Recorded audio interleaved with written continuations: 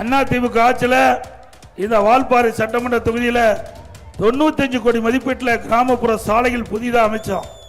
சுமார் 60 கோடி மதிப்பீட்டில் வால்பாறை தேயிலை தோட்ட பகுதியில் புதிய சாலை பல இடத்துல அமைச்சோம். அதிமுக ஆட்சி வந்ததுதான் இந்த எஸ்டேட் பகுதியெல்லாம் நிறைய சாலைகள் அமைச்சு. ஆனமலை தனி தாலுக்காக உருவாக்கப்பட்டு இந்த மக்களுக்கு தேவையான உதவிகள் கிடைச்சது. சுமார் 20 கோடியில் 1000க்கு மேற்பட்ட பசு வீடுகளை கட்டி கொடுத்தோம். அதுபோல இன்னைக்கு வால்பாறை சட்டமன்றத்திற்குட்பட்ட அனைத்து பேரூராட்சி பகுதியிலும் சுமார் 17 கோடி ரூபாயில் 800க்கும் மேற்பட்ட பயனாளிக்கு வீடு கட்டி தரப்பட்டுள்ளது. ஆழியார் அணை குடிமராமத்து திட்டத்தின் கீழ் தூர்பாரப்பட்டு விவசாயிகள் பயன்பாட்டுக்கு வண்டல் மண் கொடுக்கப்பட்டது.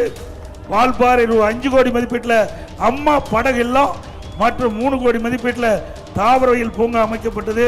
வால்பாறை நகராட்சியில் சுமார் 2 கோடி மதிப்பீட்டில் திடக்கல்வி மேலாண்மை திட்டம் நிறைவேற்றப்பட்டது.